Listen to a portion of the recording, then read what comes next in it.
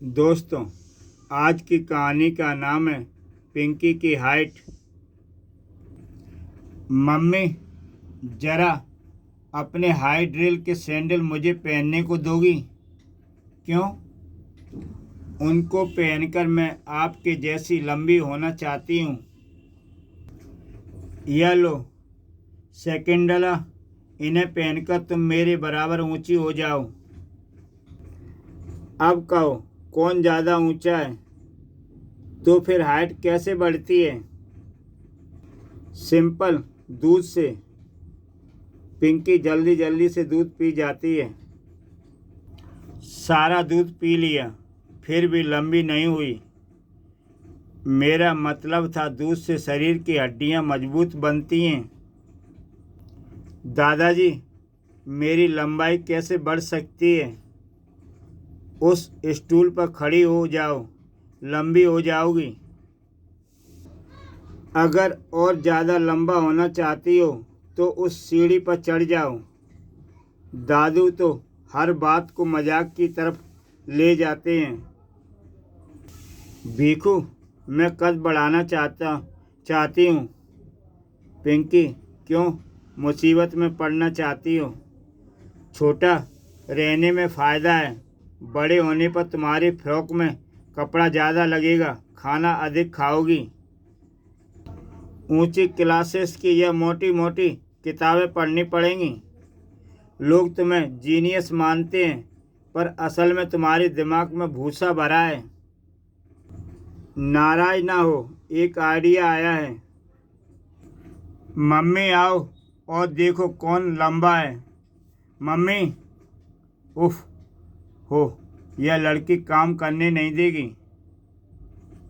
Mummy mummy, अब बताओ कौन ज़्यादा लंबा है?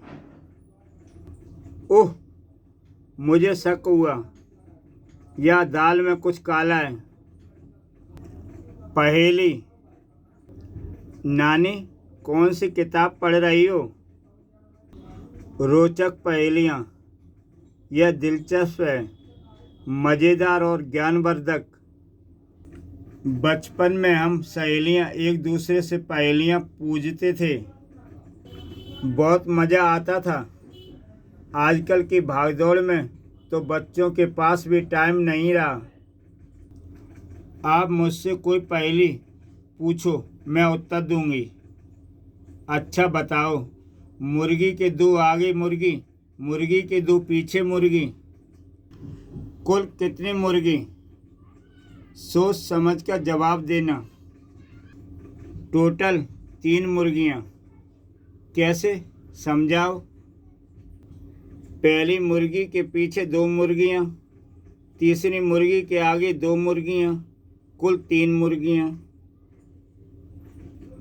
तुम इंटेलिजेंट हो, थैंक्स। अब मैं आपसे एक पहेली पूछूं? मैं तैयार हूँ।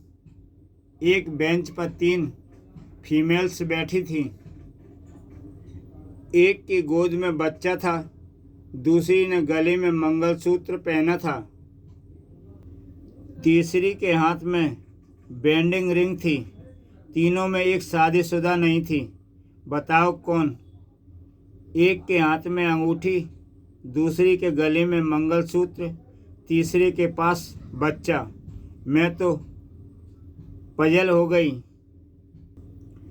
पहली तो पजल ही होती है। बताओ। मैं हार गई, तुम ही बता दो। जिसकी गोद में बच्चा था, वह बच्चा तो उसका छोटा भाई था। वह 16 साल की लड़की थी। नानी हंसे बिना ना रह सकी। यह भी खूब रही। नानी बाय। डिस्कवरी। विद्यार्थियों, आज संस्कृत के गृह कार्य में तुम्हें 5 संस्कृत के शब्द दे रही हूँ, जिसका हिंदी अनुवाद करके लाना है। शब्द हैं। घर जाकर सबसे पहले होमवर्क करूँगी। इंग्लिश का तो हो गया, गणित और हिंदी का भी हो गया, सिर्फ संस्कृत का होमवर्क रह गया है। उफ, संस्कृत के शब्दों का हिंदी अर्थ तो मुझे पता नहीं, कौन बता सकता है? मम्मी, मेरे संस्कृत के होमवर्क में मदद कर दोगी?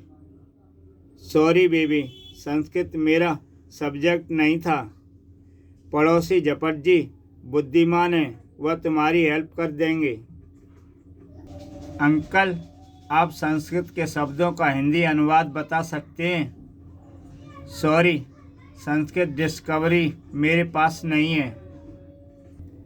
वैसे तो हमेशा वाल्मीकि की तरह ज्ञान बांटते फिरते हो, एक बच्ची का होमवर्क नहीं करवा सकते। मेरा दोस्त भिकू इंटेलिजेंट है, वह बता सकता है, लेकिन उसका घर दूर है। मेरा मोबाइल से फ़ोन करके पूछ लो। भिकू, क्या तुम्हारे पास संस्कृत हिंदी डिक्शनरी है? वह तो नहीं है। फिर तो तुमने संस्कृत का होमवर्क नहीं किया होगा।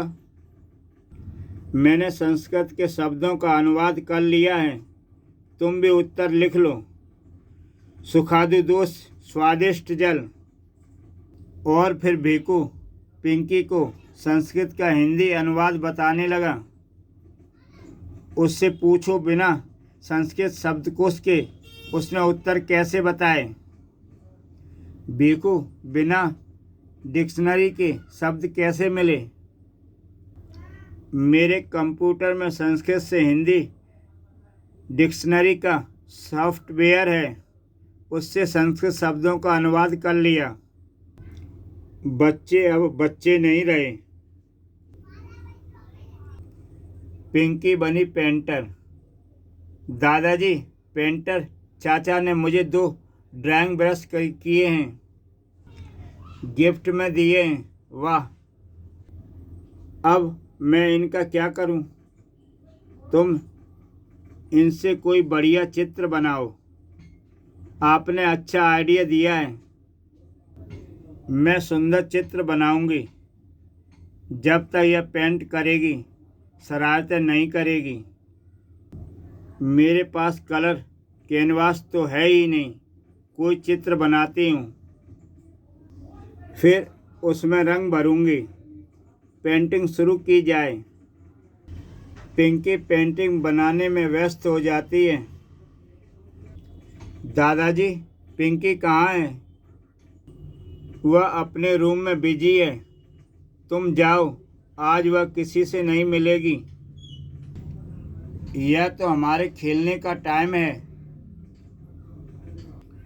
वह नहीं खेल सकती, वह अंदर पेंटिंग बना रही है। पिंकी बनी पेंटर। जाकर देखूं तो सही उसने क्या बनाया है। जिद्दी बच्चा। नट्टू, मेरा चित्र कैसा है? इसे देख मेरे मुंह में पानी आ गया। मैंने आर्टिस्टिक डिजाइन्स बनाए हैं, इन्हें देख मुंह में पानी कैसे आ सकता है? मैंने समझा तुमने जलेबियां बनाई हैं। आलस। कार्टून मूवी डाउनलोड की जाए। मम्मी, पानी पिलाना। बेटी, अभी मैं खाली नहीं हूँ, मैं वॉशिंग में बिजी हूँ। तुम खुद जाकर किचन से पानी ले लो। मेरा कंप्यूटर के आगे से उठने का मन नहीं है। 15 मिनट बाद। मम्मी, पानी दे देना। मुझे मेरा काम करने दो, आलस छोड़ो। उठकर पानी पी लो। थोड़ी देर बाद। मम्मी, पानी। अब अगर तुमने आवाज़ लगाई तो मैं तुम्हें वहाँ आकर चांटा लगा दूंगी। मम्मी, थप्पड़ लगाने आओगी तो पानी लेती आना। मैं तुमसे नहीं जीत सकती। यह लो पानी। तुम बहुत आलसी हो गई हो। दूसरे कमरे में न्यूज़ चैनल से देश विदेश की घटनाओं की लाइव जानकारी मिल जाती है।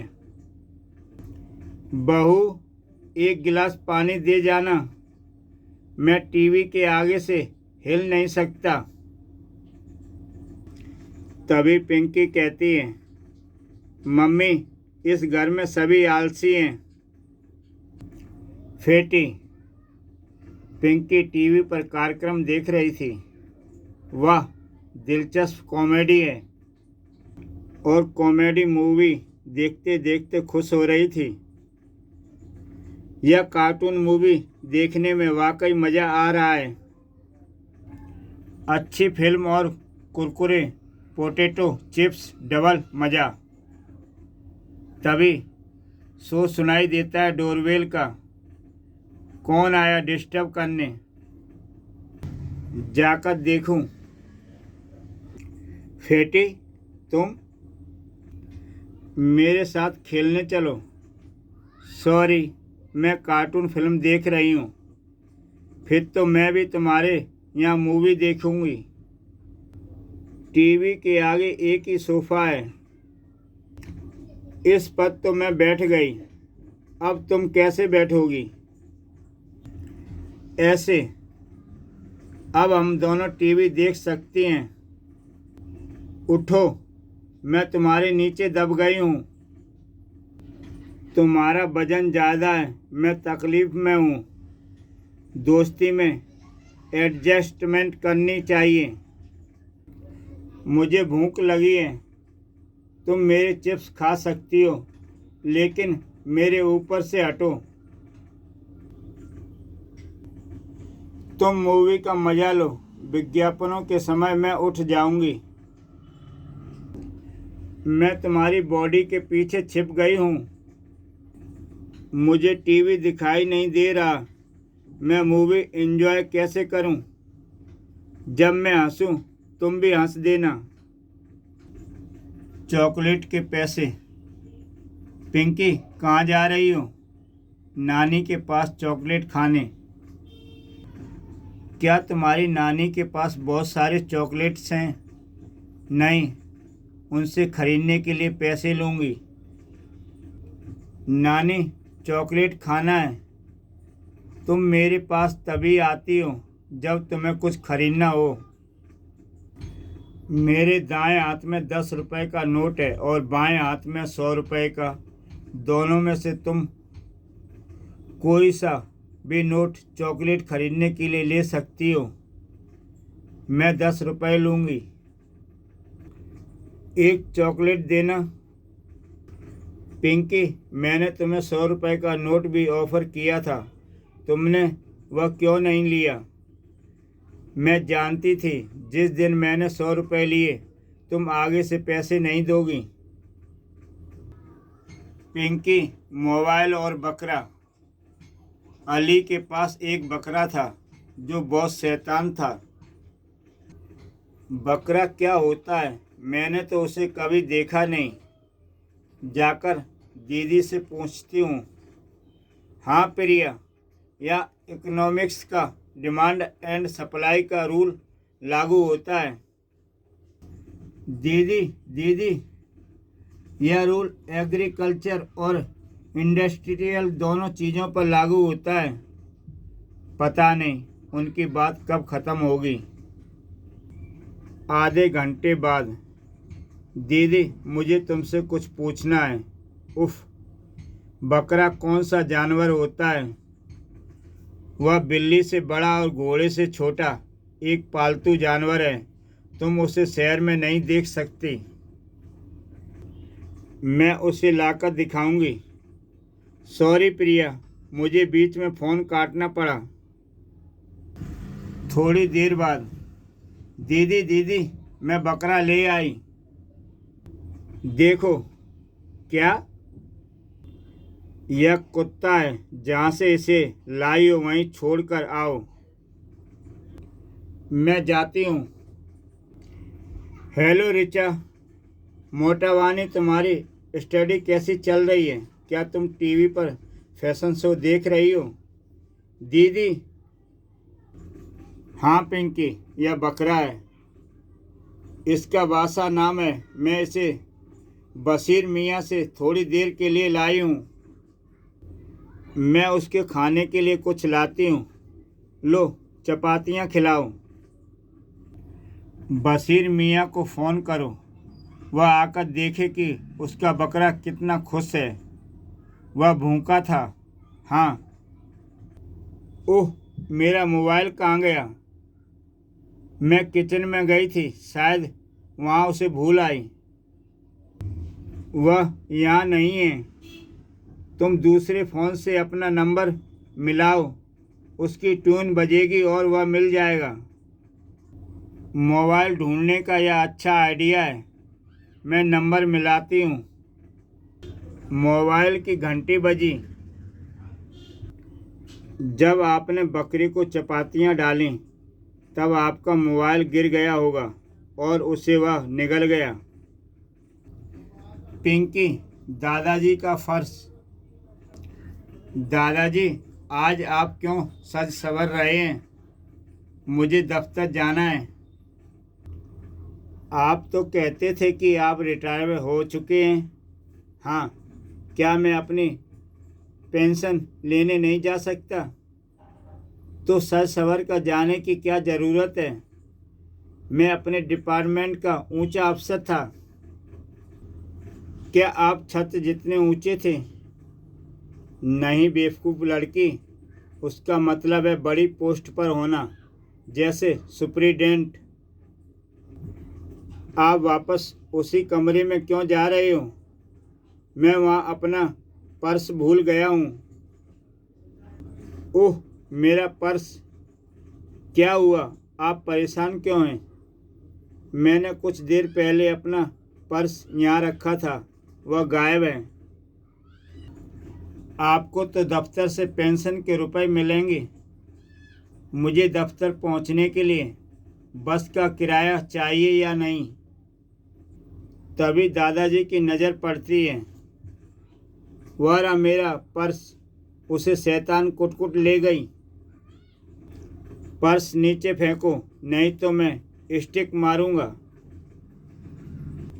तड़ाक। ओह ओह, मेरी फैंसी लाइट। कहाँ गई वह गिलहरी? वह रही। पर्स नीचे फेंको, मैं पंखा चलाता हूँ। नहीं दादाजी, कुटकुट मर जाएगी। तभी कुटकुट दादाजी पर छलांग लगा देती है। ओह, शुक्र है मेरा पर्स उसके मुंह से गिर गया, मगर पर्स से मेरा 500 रुपये का नोट था, वह कहाँ गया? नोट कुटकुट के पास है। चलो, उसे नीचे रखो, उसे दे दो। कुटकुट 500 का नोट लेकर घर के बाहर की तरफ भागती है। बाहर निकलते ही दादाजी और पिंकी भी आ जाते हैं। मेरा 500 का नोट। तब तक काफ़ी देर हो जाती है। दादाजी, दादाजी तेज भागो, वरना बस छूट जाएगी। दोस्तों, कहानी अच्छी लगी हो तो लाइक करें, कमेंट करें और चैनल पर नए हो तो चैनल सब्सक्राइब करें और देखें एक से बढ़कर एक बेहतरीन कहानी। तो दोस्तों, फिर मिलता हूँ एक नई कहानी के साथ।